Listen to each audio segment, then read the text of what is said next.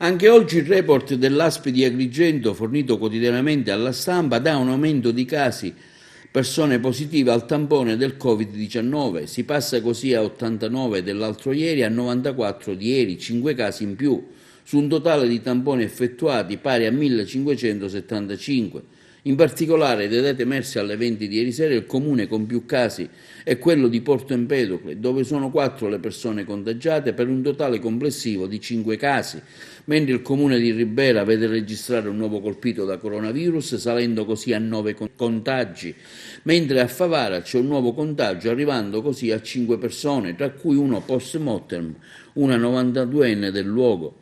Le persone decedute arrivano così a 11, i soggetti guariti a 2, quelli posti in quarantena 68, i ricoverati in ospedale 14.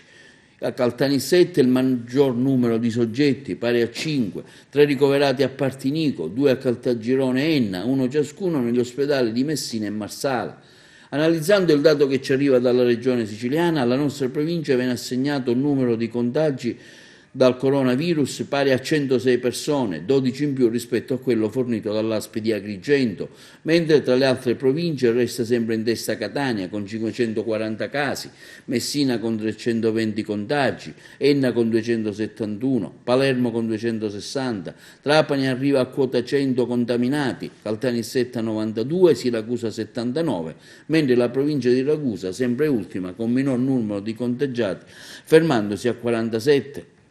In Sicilia i tamponi effettuati sono 23.464, in più rispetto a ieri 1.560 effettuati, di questi sono risultati positivi 2.046, più 52, mentre attualmente sono ancora contagiati 1.815 persone, di cui 108 sono guariti, quindi più 4, e 123 deceduti, più 7, rispetto al rilevamento di 2 giorni fa. Degli attuali 1.815 pazienti positivi al Covid-18, 637 sono ricoverati, 5 in più, tra questi 74 in terapia intensiva, meno 2, mentre 1.178 sono in isolamento domiciliare, con una quota di più 36 giornaliera.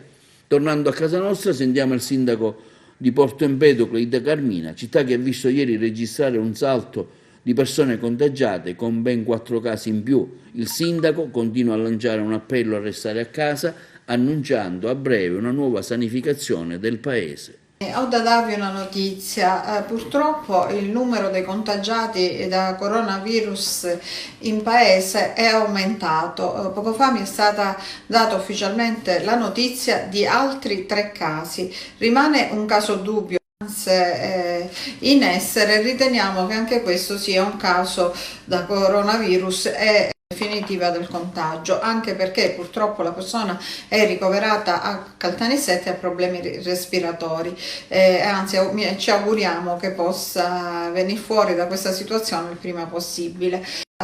Di persone contagiate, un contagio che non viene da Porto Empedocle ma da una persona che è rientrata da fuori, che però molto correttamente insieme alla sua famiglia si era messo in quarantena. Fra l'altro abita in una zona isolata, distaccata rispetto al resto del paese, quindi espanso le possibilità di contagio.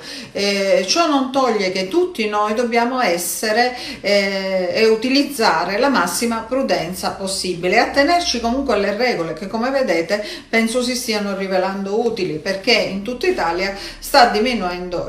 Quindi faccio appello ancora una volta al vostro senso di responsabilità. Che è la settimana di Pasqua, che tutti volete fare la spesa, però andate nei supermercati negli orari in cui si sa che c'è il minor afflusso di gente, rispettate la distanza di sicurezza. Spesa abbondante, non andate al supermercato per comprare un etto di prosciutto o un pacco di bicchieri di plastica, ma una volta a settimana fate una spesa congrua. Predisposto, a breve ci sarà la disinfestazione dell'intero paese. Oggi avevamo parlato per i prodotti che sono arrivati utilizzabili, le quantità eccetera eccetera. C'è una persona che si è detta disponibile a farlo a titolo volontario con i propri mezzi, quindi ci darà una mano anche con riguardo alle spese, e quindi anzi lo ringrazio. Poi altra cosa che volevo dirvi è quella che riguarda le domande per il buono alimentare. Bene, abbiamo gli uffici intasati, in poco tempo saranno arrivate oltre 500 domande. Ricordo a tutti che è inutile che facciano la domanda quelli che aspettano la cassa integrazione. Queste persone, nell'attesa che pervenga loro la provvigione prevista dalla legge, possono comunque rivolgersi a noi per avere un aiuto in termini concreti alimentari, ma non il buono spesa.